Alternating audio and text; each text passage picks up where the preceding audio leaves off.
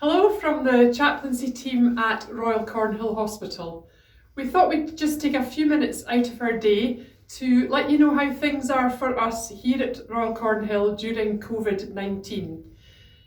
You'll notice, first of all, like our colleagues across the other hospitals in Grampian, that we have gone into uniform.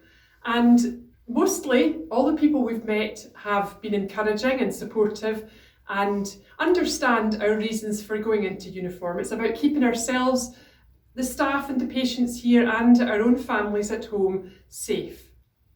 I'd like to hand over to my colleague Pam, who's going to speak a little bit about some of the work we've been doing in recent times. Hi, it's kind of strange for me to be back in uniform. It's the first time in 30 odd years that I've been in an NHS uniform, but that's the times that we're in. Some of the work that I've been focusing on has been our volunteer team. Because we stopped doing the Sunday services, we stood them down as well as our ward visitors. Most of our team do fall into the vulnerable people category because of their age mainly. So it's just a case of keeping in touch with them, giving them a phone call, listening to them, and giving them a shoulder if they're feeling a bit down. But also if they need some practical help, because quite a few of them are on their own, we can signpost them onto some of the community groups which are involved with supporting the elderly and those who are more vulnerable at this time because they have to self-isolate. Another part of the work I've been doing is previously to the COVID-19, we were doing some work in Elmwood, our learning disabilities unit.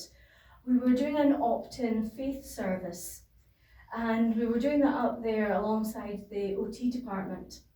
We're about to start doing that again down here on the ward. The room that we're going to use is really quite spacious, so we can easily self-distance. And again, it's opt-in. But we use multimedia, we use video, we use cartoons, but the main thrust of it is hands-on creativity. We have a wee art gallery here of some of the things that we've done, and it's based on an intergenerational, so the crafts are something that all ages can get into. So if you're ever coming past the chapel, come in and have a look at our art gallery here. And that's just some of the work that I've been doing specifically, but just continuing to support people as much as we can at this unprecedented time. I'm now going to pass on to my colleague Donald to tell you a bit about what he's been focusing on. Well, it's been a different way of working. A good chunk of my workload involved home visits, which obviously I can't do at the moment, but we can continue to support by phone and by any other appropriate means, primarily by phone. Talking to staff, spend a lot of time in corridors. It seems to take dramatically longer to get from A to B these days. And I'll pass you back to Gillian. Thanks, Pam and Donald. Well, hopefully that's just given you a little bit of a taste of work for us during this current situation.